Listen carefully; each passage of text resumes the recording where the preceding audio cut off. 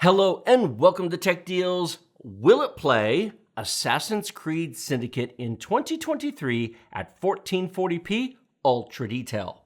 For those of you who don't know, this is my 2017 build that I did right here on the channel, the Cadillac build for $1,500 featuring an i7-7700K, 4 cores, 8 threads, 32 gigs of RAM, and the machine has been upgraded with an RTX 2070. You can take the results you're about to see and apply them to the card this was built with, the GTX 1070, by lowering the detail down a notch or two or lowering the resolution to 1080p. Or if you have an AMD card of similar performance, then you can of course correlate it with that. Now, Assassin's Creed Syndicate is not a new game. It should run just fine on a 4-core 8-thread chip. It came out during the era of 4-core 8-thread chips. However, it received a lot of patches, and it was not very playable at ultra detail, especially at 1440p back then, even on the best of cards. A 1080 Ti would have done it, mostly, but it could be sketched sometimes. Now, this is part of a video series. There'll be a playlist linked down in the video description below, and if you've gotten to this point and you go, yeah, I don't really care about Assassin's Creed Syndicate, that's fine. There are other games that I'm doing this on. You are not about to watch a canned benchmark. Syndicate doesn't have a canned benchmark. You're about to watch live gameplay. And you're about to watch an extended version of that live gameplay with MSI Afterburner in the upper left-hand corner. This will show you real-time performance numbers of real-time frame rate, real-time rolling average frame rate, real-time 1%, and real-time 0.1% lows. It will show you the graphics card utilization as in terms of percentage, the CPU utilization in terms of percentage, how much RAM was used, how much VRAM was used. It will show you the stutters via the frame time graph as to how smooth the game plays. If you just want the number, any number of charts will give you that number. The purpose of these videos is to let you see the actual gameplay. How controllable was it? How smooth is it? And I'm not just going to put up the footage and put music to it. I'm going to narrate. I'm going to tell you about the experience. I'm going to tell you about how it actually was to play. And each one of these games had about an hour of footage recorded to them. I'm not going to show you an hour, of course. These are the edited highlights. But I played them long enough so that I could really get an idea of how well it ran. And most importantly, did I forget that I was benchmarking at some point during the gameplay because I was having too much fun? All of the games tested in this series are games that I have enough playtime with that I know the games front to back. I've beaten them, I've played through them, and so I can really compare how well this runs to other hardware because I have enough time actually playing the games. Thank you for being here. Grab a drink, grab a snack, and let's get into it.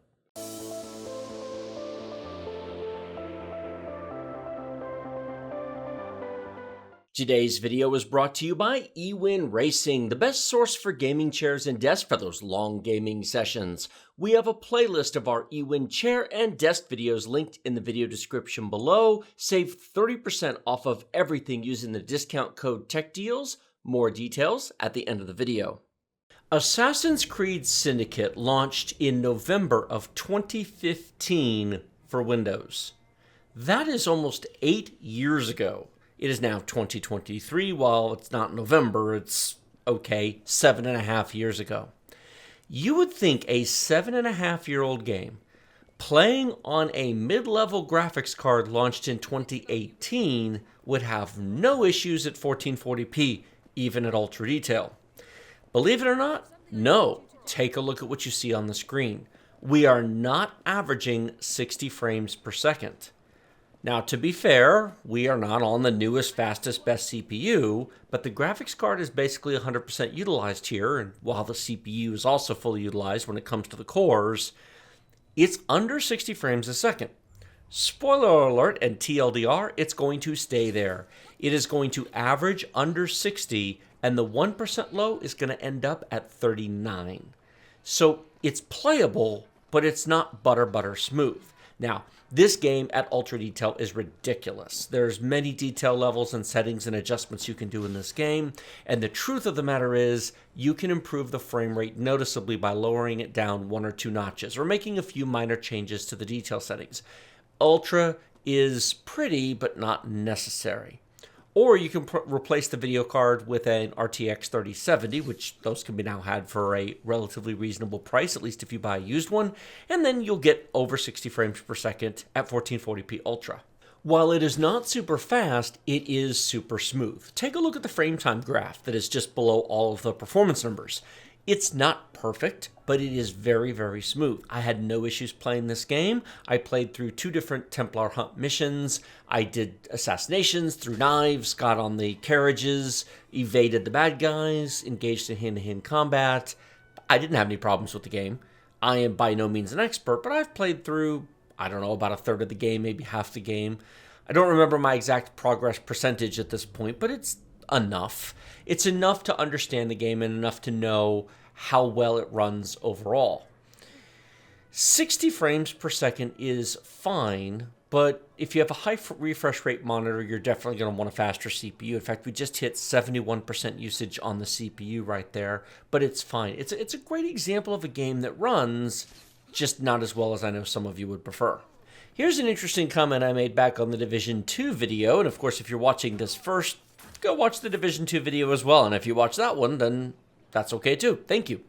So if you think, well, I'll just lower the detail settings down to medium, or I'll set it to 1080p, or I'll get myself an RTX 4070 Ti, and then I'll get 144 frames per second. No, you won't. Not on an i7-7700K, you won't, because the CPU is basically fully tasked. The CPU usage grows as the frame rate grows. And if you're looking to get higher than 60 frames a second, if you have a 144, 165 hertz monitor, then you're going to need a faster CPU. It really makes a difference if that sort of thing matters to you. It does to some, it doesn't to others. I'll leave that to you. What I would not try is to use this CPU to play Assassin's Creed Valhalla. It'll launch, it'll display frames, but that frame time graph will not look like that. It'll be way jumpier, how do I say this? It'll be less good. Now, in terms of memory usage, we're using about 10.5 gigabytes of RAM, being a 2015 game. Of course, it plays in 16 gigs of RAM. I will give my standard disclaimers here that this is a clean test bench with nothing else running on it. And so if you're interested in having a second monitor, multitasking, leaving all your launchers open, leaving your Chrome tabs open, watching YouTube videos, then you're going to find, yes, I know I was struggling with the controls right here. I felt kind of dumb there. I was like, how do I get off this stupid thing? I haven't played this game in a while. It's been, I don't know, probably 5 or 6 months since I've played Assassin's Creed Syndicate. So I'm like, what controls? Let me get off this stupid arch. So if you want to have anything else going on, then of course having more memory helps. 32 gigabytes of RAM is really where it's at for most gamers. You can get by with 16, but 32 is better. I do think it's interesting that despite the relatively low frame rate, the VRAM usage isn't that high. I noted in the Division 2 it was quite a bit higher. Here, we're under 6 gigabytes of VRAM. However, being a 2015 game, that makes sense. This game predates the launch of the 10 series. I think this is a very important point that's so easy to overlook when you look at these games, especially such a good-looking game. This was ahead of its time. This, for 2015, this is beautiful. I don't want to say it's the prettiest game of 2015, but it definitely had it going. So, what video cards were out in 2015? Well, the best of the best was the GTX 980 Ti with 6 gigabytes of VRAM. Except that was a $550 card that was the top of the line and it had just launched, I think in January of 2015. You had the GTX 970, which had 4 gigabytes of VRAM. You had the GTX 960. I said 970, yes. You had the GTX 960, which had 2 gigabytes of VRAM. There was a 4 gig version, but almost everybody had a 2 gig version. Now, in fairness, AMD in 2015 launched the R9 390X, which came standard with 8 gigabytes of VRAM. The R9 290X was a 4 gig card that preceded it, although there were a few 8 gigabyte versions of the 290X, but most were 4. I actually owned a 290X, and I owned a 295X too, but that's a separate conversation for another time. And then I did not replace it with an R9 390X, despite the 8 gigabytes of VRAM, because, well, what can I say? I said RTX 980 Ti before, didn't I? The GTX 980 Ti with 6 gigabytes of VRAM was plenty for the time, and it was, if we're being honest, faster. None of this matters. You would not play this game at 1440p ultra detail on a GTX 980 Ti or an R9 390X. The performance would be atrociously bad. In fact, I'm just including this here so you can see what a ground... Okay, it's a random encounter with some people on the ground, but it lets you see what the performance is like in hand-to-hand combat. It's fine. Are there any places in the game where it slows down a bit? Sure. There's a couple places you can get into combat with more than 2 or 3 enemies. It'll be a little slower, a little bit less smooth. But it's fine. It really is fine. It's amazing how well it runs, which I guess maybe comes down more to the fact that it's smooth rather than fast. Interestingly enough, I tried streaming this game on my i7-7700K back in 2017, I think, on Twitch, and I don't remember it being this smooth. I had a GTX 1080 Ti in there at the time, which was basically the same performance as this, although I was playing at 4K, although I would have turned it down to medium or high detail. And that would have been part of it, to be sure, because 4K scales to 1080p for streaming on Twitch really, really nicely. If I had the entire Twitch streaming experience to do over again, if I'm being completely honest, I would have actually played at 1440p and streamed at 720p.